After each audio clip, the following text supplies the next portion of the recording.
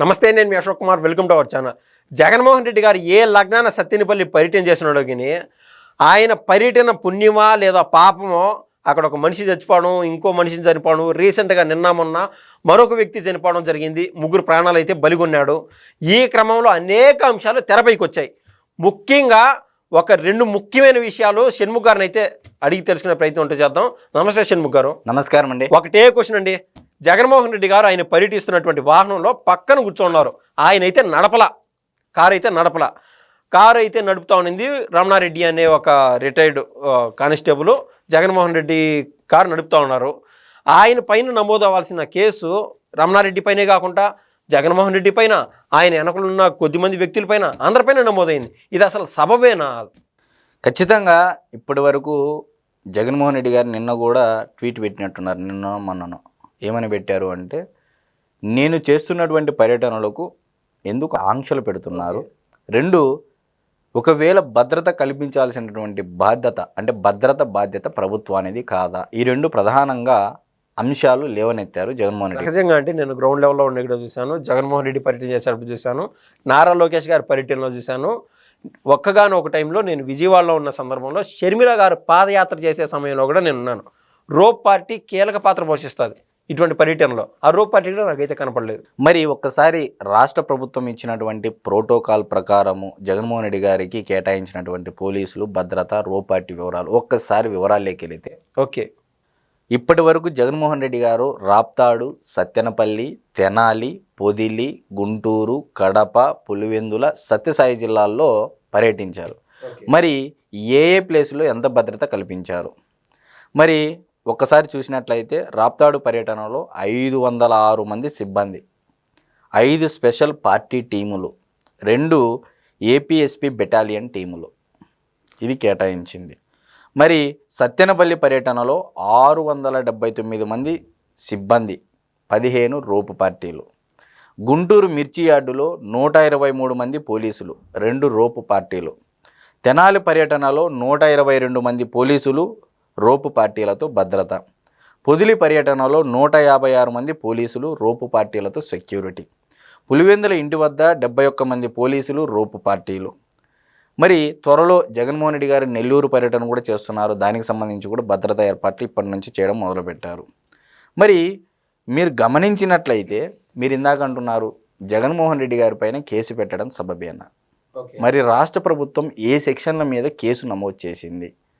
మరి జగన్మోహన్ రెడ్డి గారు పెట్టినటువంటి ట్వీట్లలో లేవనెత్తినటువంటి అంశాలకు, కూటమి ప్రభుత్వం చేస్తున్నటువంటి చర్యలకు ఎక్కడ బెసిగింది?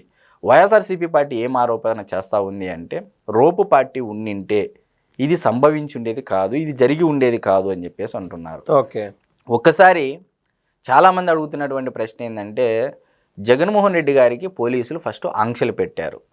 ఏం ఆంక్షలు అంటే, అయ్యా మీరు పరామర్శ పర్యటనకు వెళ్తున్నారు కాబట్టి 11 వాహనాలతో మేము అనుమతిస్తున్నాము, అదేవిధంగా మీతో పాటు ఒక 100 మంది ఉండడానికి అవకాశం ఇస్తున్నామని చెప్పేసి చెప్పడం జరిగింది. ఓకే, మరి ఈ రూట్ మ్యాప్ అనేది ఉంటుంది, అవును, పర్యటన రూట్ మ్యాప్ అనేది ఉంటుంది. మరి ఎక్కడ ఈ ప్రమాదం సంభవించింది, ఎక్కడ ఈ మరణం, సింగయ్య అనేటువంటి వ్యక్తి మరణం జరిగింది అని అంటే ఏటుకూరి క్రాసింగ్ రోడ్ వద్ద జరిగింది. ఓకే, మరి నిజంగా పోలీసులు ఇచ్చినటువంటి ప్లాన్ కానీ రూట్ మ్యాప్లో కానీ ఏటుకూరి క్రాసింగ్ రోడ్డు వద్ద కాన్వాయ్ నిలిపివేయడం, జగన్మోహన్ రెడ్డి గారి అంటే అభిమానులు రావడము, అక్కడ నిలపడము జరిగింది.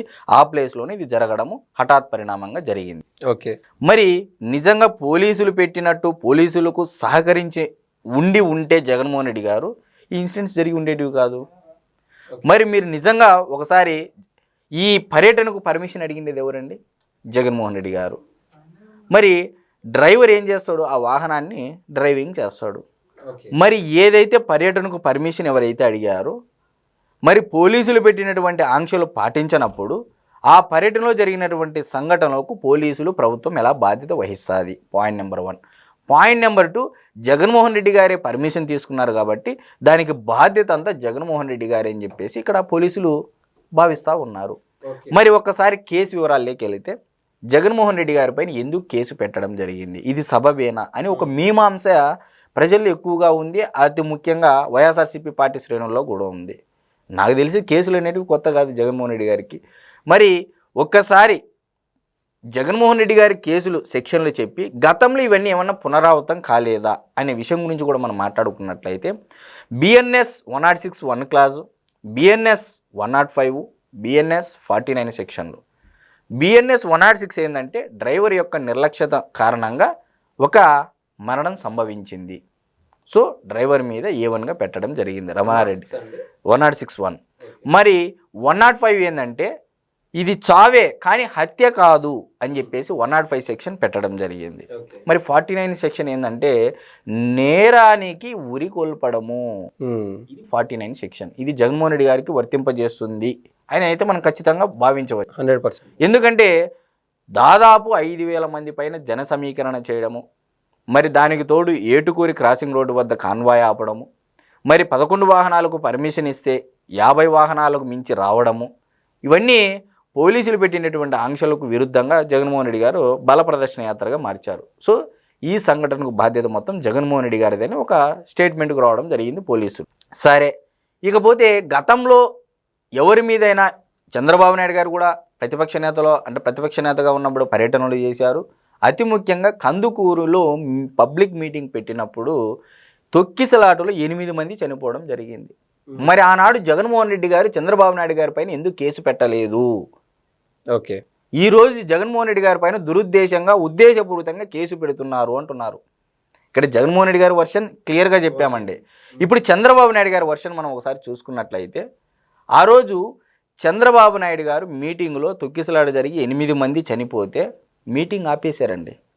ఆపేసి వారి విల్లకి వెళ్ళి పరామర్శ చేసి వాళ్ళకి డబ్బులు ఇచ్చి క్షతగాత్రులు ఎవరైనా ఉంటే వాళ్ళకు కూడా హాస్పిటల్కి ఇమీడియట్గా పంపించేసి మీటింగ్ ఆపేశారు. వీళ్ళ ముఖ్యమైన నాయకులని కలిపేసి పంపించారు. కానీ ఓకే, చంద్రబాబు నాయుడు గారి ఇన్సిడెంట్కి జగన్మోహన్ రెడ్డి గారికి జరిగినటువంటి ఘటన ఏదైతే ఉందో ఇక్కడ జగన్మోహన్ రెడ్డి గారు ప్రయాణిస్తున్నటువంటి వెహికల్ కిందే మరణం సంభవించిందండి. ఆ రోజు చంద్రబాబు నాయుడు గారు పర్మిషన్ అడిగారు.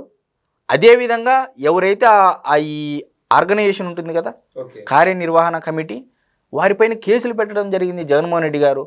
మరి చంద్రబాబు నాయుడు గారు ఎక్కడో వెహికల్ మీద నిలబడి మాట్లాడడం జరిగింది. ఎక్కడో తొక్కిసలాట జరిగి చనిపోయినప్పుడు చంద్రబాబు నాయుడు గారి మీద ఏ విధంగా కేసు పెడతారు? ఇక్కడ జగన్మోహన్ రెడ్డి గారి పైన కేసు పెట్టడానికి ప్రధానమైన కారణం ఏంటంటే సింగ్ అయినటువంటి వ్యక్తి కింద పడ్డాడు. పడిన తర్వాత పక్కకి ఇడ్చి లాగి పడేశారు. సో బాధ్యత మరచి యాక్సిడెంట్ చేసినదే కాక మీరు బాధ్యత మర్చిపోయి వెళ్ళిపోవడం అనేది ఇక్కడ హిట్ అండ్ రన్ కింద కేసు నమోదయ్యింది. ఇది క్లారిటీ అండి. అక్కడ చంద్రబాబు నాయుడు గారు ఏకంగా మీటింగ్ ఆపేశారు. మీటింగ్ ఆపేసి పరిహారం చెల్లించి బాధ్యత తీసుకున్నారు. ఓకే, సో ఆయన వెహికల్ కింద జరగలేదు, ఆయన ద్వారా అనేది అయితే జరగలేదు. అక్కడ చంద్రబాబు నాయుడు గారు కేసు పెట్టకపోవడానికి జగన్మోహన్ రెడ్డి గారి మీద కేసు పెట్టడానికి గల ప్రధాన కారణం ఇదండి. మరి ఈరోజు జగన్మోహన్ రెడ్డి గారి పైన ఎందుకు కేసు పెట్టారు అంటే ఎక్స్ప్లెనేషన్ ఇది. మరి Z+ కేటగిరీ సెక్యూరిటీ, దాని తర్వాత మీరేమంటున్నారు, ఎంతమంది అయినా వస్తాము, అట్ ది సేమ్ టైం ప్రభుత్వానిదే బాధ్యత అని చెప్పేసి జగన్మోహన్ రెడ్డి గారు అంటూ ఉన్నారు. ఓకే, అంటే డిప్లొమాటిక్గా నేను ఎంతమందితో అయినా వస్తా కానీ బాధ్యత మటుకు మీదే, భద్రతా బాధ్యత. అంటే ప్రభుత్వానికి మీరు చేసినటువంటి అప్పులు, ఆర్థిక విధ్వంసం అంతా ఇంత కాదు. ఎస్, మీరు మాజీ ముఖ్యమంత్రి, ప్రతిపక్ష నేత హోదా లేకపోయినప్పటికీ ఉన్నటువంటి ఒకే ఒక పార్టీ అపోజిషన్లో ఉంది కాబట్టి, సో వైఎస్ఆర్సీపీ పార్టీకి ఒక అధినేత కాబట్టి స్టిల్ ఇప్పటికీ చంద్రబాబు నాయుడు గారు ఆ గౌరవం ఉంది కాబట్టి ఇందాక మీకు చెప్పినటువంటి సంఖ్య, ఎంతమంది పోలీసులు అనుమతించారు, ఎన్ని రోపు పార్టీలతో భద్రత ఏర్పాట్లు చేశారనేది కూడా చెప్పాము. సో మీరు గతంలో చంద్రబాబు నాయుడు గారికి ఉన్నటువంటి Z+ కేటగిరీ సెక్యూరిటీని కూడా వెనక్కి తీసేసుకున్నారు కదా కేంద్రానికి విన్నవించి. మరి ఈరోజు కేంద్రం కూడా హైకోర్టులో అఫిడవిట్ వేసిందండి, జగన్మోహన్ రెడ్డి గారికి సెక్యూరిటీ ఎక్కువ అవసరం లేదు అని. ఓకే, మరి ఇప్పుడు ఏమంటారు? హైకోర్టును ఆశ్రయించారు. గతంలోనే జగన్మోహన్ రెడ్డి గారు నాకు సెక్యూరిటీ కావాలి, దానికే కోడికత్తి డ్రామా, దానికే తాటికాయలు అంటే తాడేపల్లి ప్యాలెస్లోకి వేశారని చెప్పేసి ఇవన్నీ ఇంటి ముందర ఏదో మంటలు చెలరేగాయని చెప్పేసి చాలా చూపించారు Z+ కేటగిరీ సెక్యూరిటీ తెచ్చుకోవడం కోసము. కానీ ఈరోజు కేంద్రమే హైకోర్టులో అఫిడవిట్ వేసింది. అంటే నాకున్నటువంటి సబ్జెక్ట్ కరెక్షన్ ఏదన్నా ఉంటే, నాకున్నటువంటి ఇన్ఫర్మేషన్ ప్రకారం ఈరోజు కేంద్రం కూడా హైకోర్టులో అఫిడవిట్ వేసింది జగన్మోహన్ రెడ్డి గారికి సెక్యూరిటీ ఎక్కువ అవసరం లేదని. ఓకే. ఇక్కడ మీ నుంచి మీరు చేసే పర్యటనల ద్వారా మీ నుంచే ప్రజలను కాపాడాల్సినటువంటి పరిస్థితి ఏర్పడిందని చెప్పేసి రాష్ట్ర ప్రభుత్వం భావిస్తూ ఉంది. మరి నిజంగా మీరు ఎక్కడ పర్యటనకు వెళ్ళినా మిర్చి అడుగుపోతే ఆడ రైతుల యొక్క బస్తాలు దొక్కేస్తారు, రైతులు బస్తాలు కొట్టేస్తారు, దొంగిలించేస్తారు, పర్సులు దొంగిలిస్తారు. ఎక్కడికి పోయినా ఏదో ఒకటి నాన్సెన్స్ థింగే కనపడుతుంది తప్ప ప్రజలకు ఉపయోగపడేటువంటిది ఏదీ లేదు అనేది అయితే స్పష్టంగా ఉందండి. ధన్యవాదాలండి. నమస్తే.